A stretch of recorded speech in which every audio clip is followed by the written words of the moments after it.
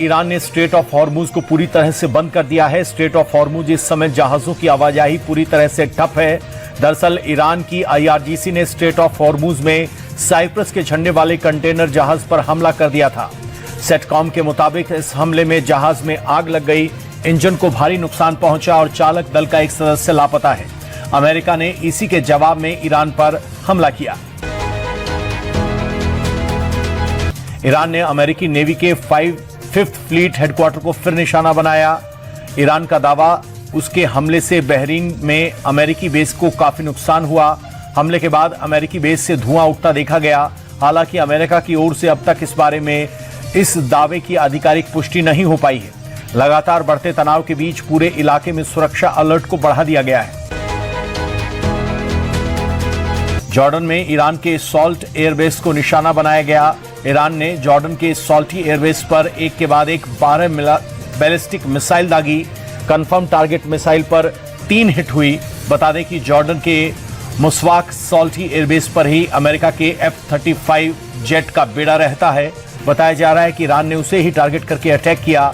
Jordan पर हमले को लेकर ईरान का दावा है कि उसने वहां अमेरिका के कमांड एंड कंट्रोल सेंटर को तबाह कर दिया है।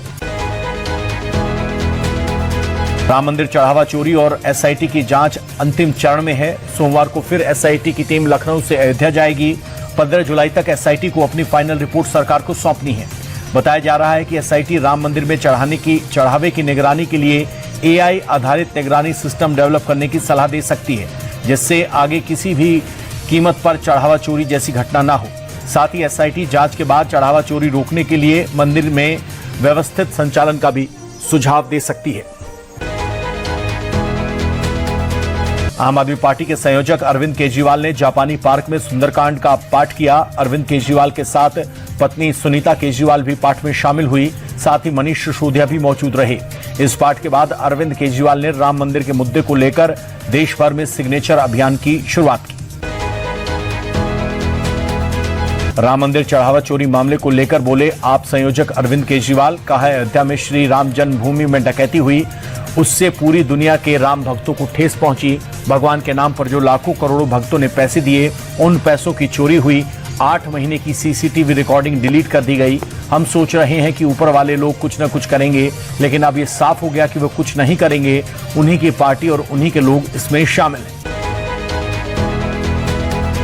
केजरीवाल के सुंदरकांड पाठ पर दिल्ली बीजेपी ने निशाना साधा। ट्वीट कर केजरीवाल को चुनावी हिंदू बताया। कहा, जिसने राम मंदिर का विरोध किया, बजरंगबली का मजाक उड़ाया, वो अब पंजाब में होने वाले आगामी चुनाव में अपनी हार देखकर चुनावी हिंदू बनने की नौटंकी कर रहा है।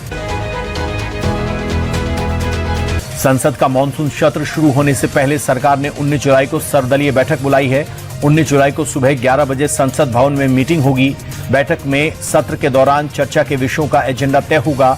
20 जुलाई से मानसून सत्र शुरू हो रहा है। इस सत्र में सरकार परिसीमन और महिला आरक्षण से जुड़ा संशोधन बिल ला सकती है। वहीं विपक्ष राम मंदिर में चढ़ावा चोरी के मुद्दे पर चर्चा की मांग कर सकता है और सरकार को घेरने की कोशिश करेगा। जम्मू कश्मीर के मुख्यमंत्री उमर अब्दुल्ला ने बीजेपी पर गंभीर आरोप लगाए। उमर अब्दुल्ला ने कहा कि उनकी पार्टी को तोड़ने की कोशिश की गई। विधायकों को 20 से 30 करोड़ का ऑफर और मंत्री पद का प्रलोभन दिया गया। उमर ने कहा कि उनके विधायकों ने ही बताया कि ऑफर में पूर्ण राज्य का दर्जा देने की बात भी शामिल है। जम्मू कश्मीर के मुख्यमंत्री उमर अब्दुल्ला के ऑपरेशन लोटस वाले बयान पर बीजेपी नेता रविंदर रैना ने पलटवार किया। उन्होंने कहा कि उमर अब्दुल्ला संवैधानिक पद पर बैठे हैं। अगर वो आरोप लगा रहे हैं तो उनके पास सबूत होने चाहिए। केवल आरोप लगाने से कुछ नहीं होगा। सीएम को जनता के सामने सबूत रखने चाहिए। बता दें कि उमर ने बीजेपी पर उनकी पार्टी के विधायकों को पैसों का लालच देकर तोड़ने का आरोप लगाया था। बिहार के चर्चित भरत तिवारी एनकाउंटर का मामला अब दिल्ली तक पहुंच गया है। जंतर मंतर पर एनकाउंटर करने वाले पुलिस वालों को जेल भेजने के लिए धरना प्रदर्शन किया जा रहा है। प्रदर्शन में भरत के भाई चंदन तिवारी अनिश्चितकालीन के लिए धरने पर बैठे हैं। परशुराम सेना और करणी सेना भी इस प्रदर्शन में समर्थन का ऐलान दिया है। बता दें कि 17 जून को आरा में पुलिस एनकाउंटर में भरत तिवारी की मौत हुई। जम्मू कश्मीर के पहलगाम में बादल फटने से भारी तबाही हुई। फ्लैश फ्लड के तेज बहाव से पहाड़ से पानी के साथ काफी मात्रा में मलबा नीचे आ गया, जो पूरे इलाके में फैल गया। कई घरों में और होटलों में मलबा घुस गया। भारी तबाही के बाद से शहर के कई इलाकों में भीषण जलजमाव की स्थिति देखी, जिसके चलते सड़कों पर गाड़ियों की रफ्तार थम गई। राहगीरों को काफी दिक्कतों का सामना करना पड़ा। जम्मू कश्मीर में कुदरत का कहर जारी है। राजौरी में भारी बारिश के बाद बाढ़ जैसे हालात बन गए हैं। सड़कों पर पानी ही पानी भरा हुआ है।